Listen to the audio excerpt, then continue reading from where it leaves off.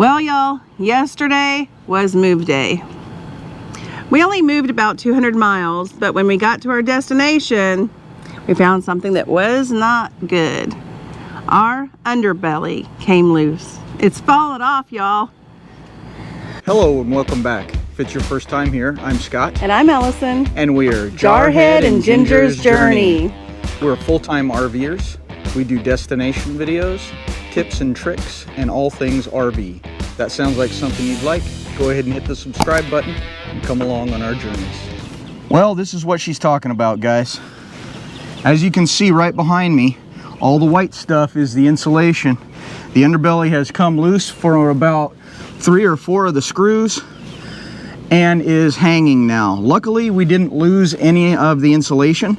That if you've been here for a while, you would have known that this is the same section of underbelly that had the leak in it. So that's why it's probably bowed, and now I have to fix it. So you're gonna wanna stick around to the end to see if we actually get this thing shored back up and in place. First, we gotta go do a little shopping. Come on. First stop on our shopping trip to get ready to do this fix of the underbelly was Lowe's. And I didn't know this, but there was a vendor there putting up some trim work, and this was all of his scrap. He said, normally if you take it up there and tell them it's vendor scrap, they'll give it to you for free.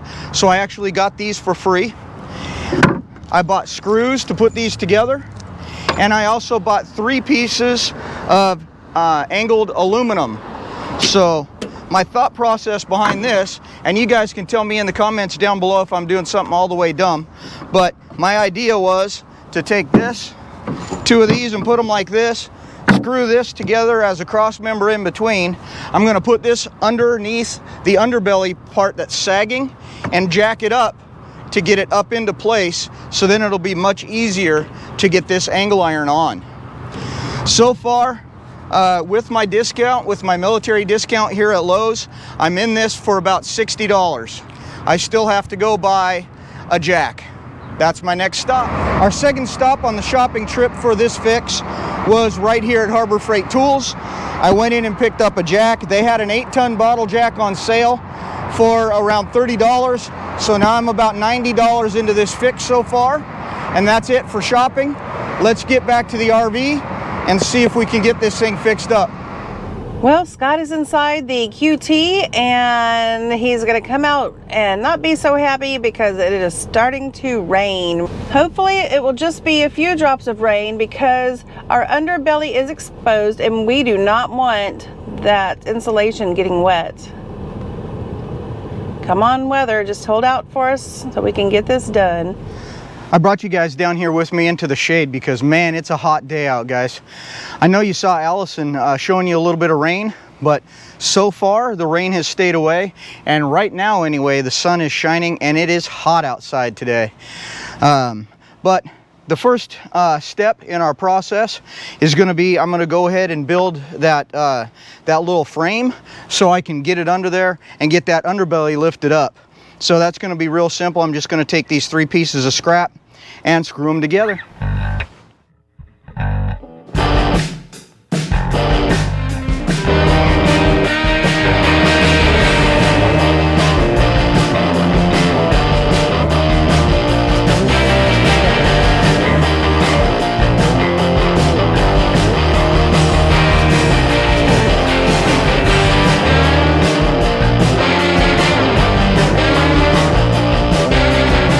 And there you go, guys, just like that. This little jig's ready to go. I'm gonna slide it under the RV and then jack it up on here with that new jack I have. And hopefully that'll bring the underbelly up so I can spread it out evenly and get this angle iron on it. So this is the kind of luck we're having this week, guys. As soon as I start filming this repair on our underbelly, the heavy equipment guys show up and start working on the road. So to save you guys from listening to all this racket, I guess I'm taking a break. But don't worry, it'll only be a second or 2 for you, so hang on. Now that the heavy equipment's done fixing up the road, now I've got you underneath our RV. As you can see, I have the little stand that I made set up there now. I'm gonna try and get the bottle jack in and get it raised up. I don't know if I'm gonna have enough room to get the bottle jack in there. I think I need at least 9 inches, but we're gonna see what happens. I'm gonna go get it and give it a shot.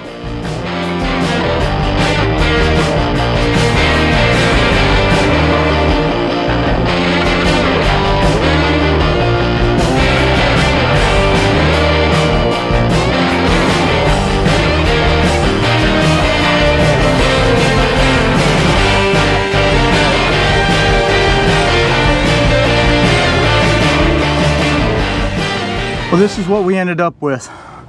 Definitely not enough room under there to get the bottle jack under there.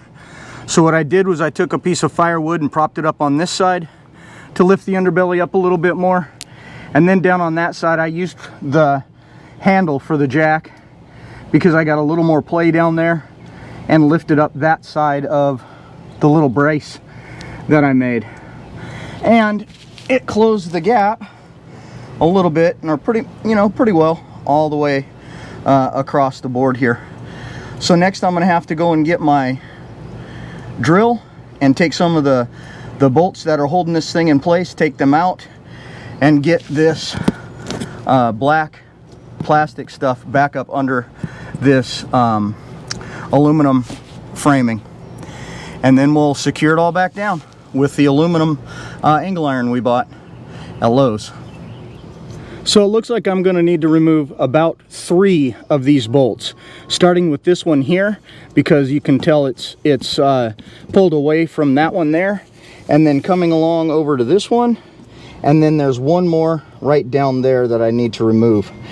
I'm going to go ahead and remove them from both sides, and then I can get this plastic back up under here, and then I'm going to have to cut the angle and get it put in place.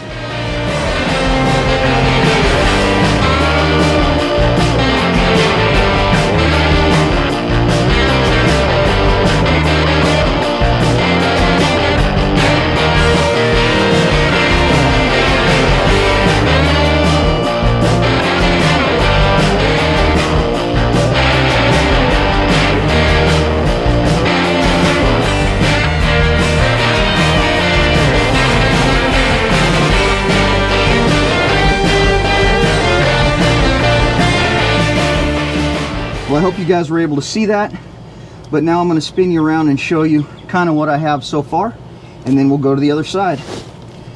So this is where it was hanging down. This is the actual channel that holds it in place.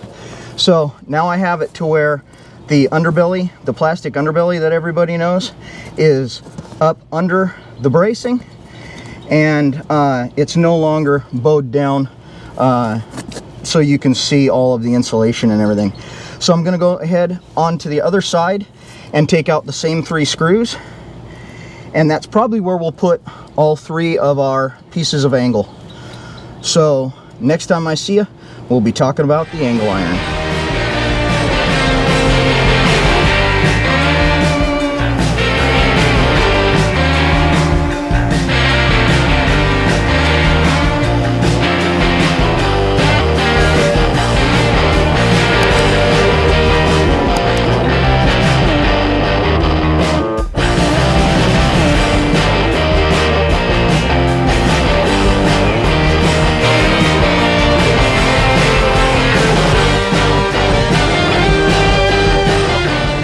Alright guys, now we've got all 3 of them cut. I'm going to say that the Dremel with the cutoff wheel is probably not the easiest way to do this. It took about 1 cutoff wheel per piece of angle iron. I do have all 3 of them cut to size now, so let's go ahead back over to the RV, get under there, and see if these things fit. Well, I've got all 3 pieces now back under here. I'm going to start with the one closest to the middle and work my way forward. I hope you can see it in the shot, but here is the angle bracket. I'm going to attach it to this side that actually dropped first. That way I can kind of keep everything in place on this side as I get it screwed in. Also, these are put in place with these self-tapping screws. So I did run a test, and it goes through the aluminum channel or angle that I have very easily. So I'm going to screw all 3 of them onto this side, then I'm going to go around to the other side, snug them back up on that side as well, and then screw all 3 of them in on that side too. I know this is a weird camera angle, but hey guys, I've got you under my RV with me, so.